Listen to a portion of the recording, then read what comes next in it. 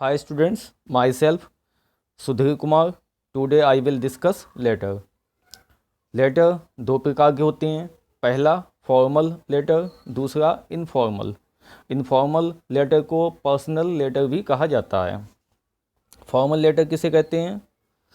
ऐसे लेटर जो किसी ऑफिशियल वर्क के लिए लिखे जाते हैं उनको फॉर्मल लेटर कहा जाता है. जैसे प्रिंसिपल को पत्र लिखना, कमिश्नर को पत्र लिखना, किसी अथॉरिटीज़ को पत्र लिखना, या फिर न्यूज़पेपर के एडिटर को पत्र लिखना. सेकंड है इनफॉर्मल लेटर. इनफॉर्मल लेटर उसे कहते हैं जो फ्रेंड्स और रिलेटिव्स को लिखे जाते हैं. ऐसे पत्र जो दोस्तों को और रिश्तेदारों को लिखे जाते हैं उनको इनफॉर्मल लेटर कहा जाता है. अब हम फॉर्मल लेटर में लेटर टू एडिटर का फॉर्मेट देखेंगे. इनफॉर्मल लेटर में लेटर टू एडिटर, सबसे पहले हम सेंडर का एड्रेस लिखते हैं. सेंडर का एड्रेस पत्र में दिया होता है. यदि नहीं दिया है तो हम अपना एड्रेस लिख देंगे. इसमें यदि उसमें आवश्यकता हो तो ईमेल या फ़ोन नंबर भी लिखेंगे. नहीं तो केवल हम सेंडर्स का एड्रेस जितना पत्र में दिया है उतना ही उसमें से देखकर लिख देंगे. सेंडर्स के एड्रेस के बाद हम डेट लिखेंगे और एक लाइन का गैप दे देंगे. डेट के बाद रिसीविंग एडिटर्स एड्रेस, यानी कि जिसको पत्र हम भेज रहे हैं, जिस एडिटर के लिए. जैसे कि मान लिया हमने हिंदुस्तान टाइम्स को पत्र लिखना है तो the editor the Hindustan times, new Delhi. तो ये किसका एड्रेस हो गया? Receiving editors address.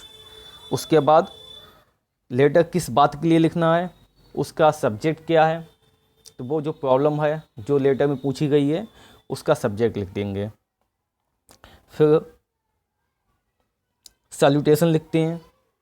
सैल्यूटेशन जैसे सर या फिर रेस्पेक्टेड सर या रेस्पेक्टेड मैडम, इनमें से कोई एक लिख देंगे.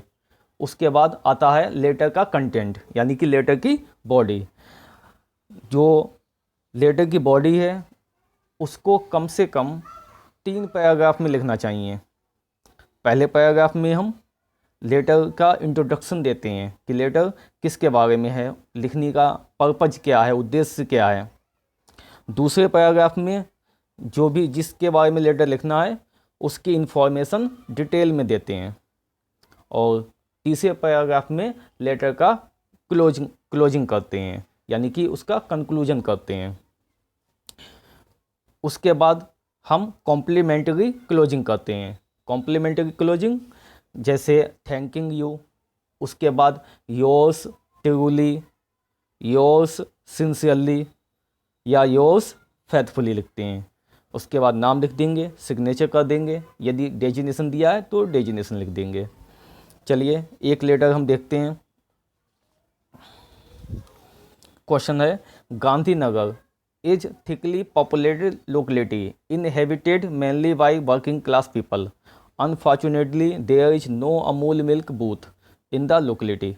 गांधीनगर बहुत ही घनी जनसंख्या वाला, काम करने वाले मजदूरों की जगह है.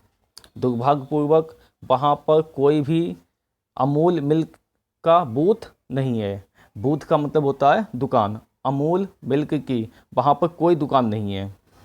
तो 100 से 120 वर्ड्स में एडिटर को लेटर लिखना है और जो शासन है उसका ध्यान खींचना है इस प्रॉब्लम की तरफ. उनसे प्रार्थना करनी है कि वो वहाँ पर एक मिल्क बूथ, एक मिल्क की दुकान खोल दें.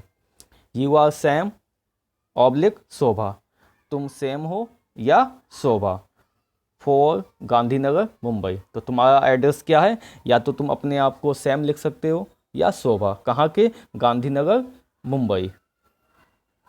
चलिए लेटर देखते हैं किस तरह लिखा जाएगा. तो सबसे पहले सेंडर्स का एड्रेस. तो सेंडर का एड्रेस क्या है? फॉर गांधीनगर मुंबई. उसके बाद डेट लिख देंगे. डेट के बाद the editor Hindustan news Mumbai. फिर सब्जेक्ट किसका लिखना है, absence of Amul milk booth इन गांधीनगर, गांधीनगर में अमूल मिल्क की दुकान का ना होना। उसके बाद सॉल्यूटेशन लिखेंगे, रेस्पेक्टेड सर, या तो रेस्पेक्टेड सर लिख देंगे या फिर रेस्पेक्टेड मैडम, दो में से एक लिखेंगे। डेट का जो फॉर्मेट है जैसा दिया है इसी तरह लिख देंगे, जैसे दिया है 15 मार्च 2018, या तो फॉर्मेट यही होना चाहिए। डेट जो है वो जिस दिन लिखेंगे वो डालेंगे, लेकिन फॉर्मेट इसी तरह होना चाहिए 15 मार्च 2018, या फिर इस तरह लिखेंगे मार्च 15, 2018। तो या तो फॉर्मेट ये या दूसरा जो फॉर्मेट बताया वो होना चाहिए। आगे देखते हैं। I am Shobha, a resident of Gandhinagar, I am writing to you in order to raise the issue of absence of an Amul milk booth in my locality. मैं शोभा हूँ, गांधीनगर की निवासी। मैं आपको अमूल मिल्क हमारे जो स्थानीय जगह पर नहीं है उस मामले को उठाने के लिए पत्र लिख रही हूँ। Gandhinagar has huge population which comprises of daily wagers. Gandhinagar में बहुत ज़्यादा पॉपुलेशन है, जनसंख्या बहुत ज़्यादा है, और यहाँ पर डेली वेजर्स हैं, यानी कि दैनिक काम करने वाले मजदूर हैं। Still the area does not have an Amul milk booth, तब भी यहाँ पर कोई भी अमूल मिल्क का बूथ नहीं है।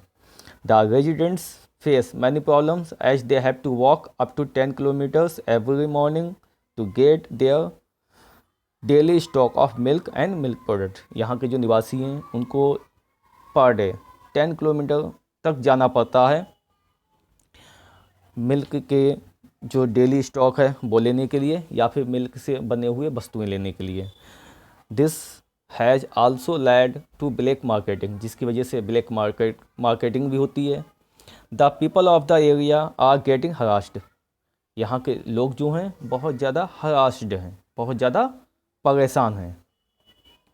As the situation is serious I request you to highlight it through your newspaper, क्योंकि स्थिति बहुत गंभीर है, इसलिए मैं आपसे प्रार्थना करती हूँ या मैं आपसे प्रार्थना करता हूँ कि अपने न्यूज़पेपर के माध्यम से अमूल अथॉरिटीज का ध्यान आकर्षित करें एंड डू द नीडफुल, और आवश्यक कदम उठाएं।